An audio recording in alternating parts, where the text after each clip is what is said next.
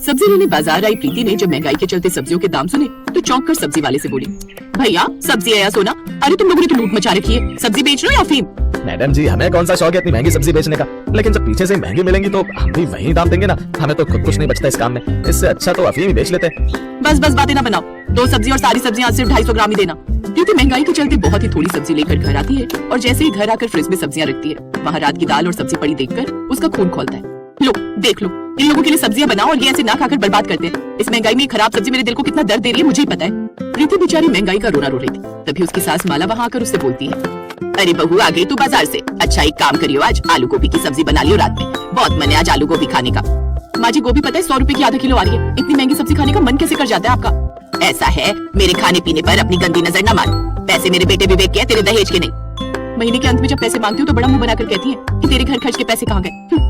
शाम होने को थी, प्रीति रात के खाने की तैयारी कर रही होती है और गलती से उससे सब्जी में ज्यादा मिर्ची डल जाती है, लेकिन अब महंगाई के चलते सब्जी दोबारा बनाना उसके लिए मुश्किल था, इसलिए वो रात के खाने पर यही सब्जी परोसती है। साथ में वो घर वालों के अनुसार 20 रोटी बना लेती है। रात के समय माला, उसका बेटा पीयूष और प्रीति खाने पर बैठते हैं, जहाँ एक कटोरी में सब्जी होती है और प्लेट में चपातियाँ देखकर पीयूष बोलता है, ये क्या, आज एक कटोरी सब्जी?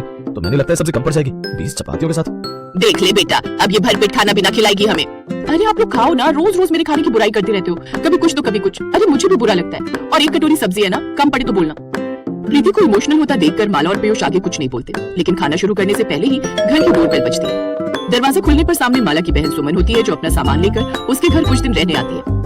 सुमन को साथ हाथ मुंह धोकर पहले खाना खाने के लिए बोलते हैं। अब 4 लोगों के लिए 20 चपातियां कम हो जाएंगी, ये देखकर माला बोलती है, बहू जा जाकर चपातियां और बना ले वरना कम पड़ जाएगी। माँ जी खाना तो शुरू करो, कुछ कम नहीं होगा, और होगा तो मैं तुरंत बना दूं। प्रीति की बात मानकर सब खाने लगते हैं। पहला निवाला खाते ही सभी के चेहरे का रंग बदल जाता है। मिर्ची, अरे यार लेकिन कुछ बोलो तो इसका फिर मुंह बन जाएगा कि मेरे खाने की बुराई कर रहे हैं। हे भगवान, ये आलू गोभी है या मिर्च गोभी? लेकिन ये बहू को अभी बोला तो कल से खाना ही नहीं बनाएगी।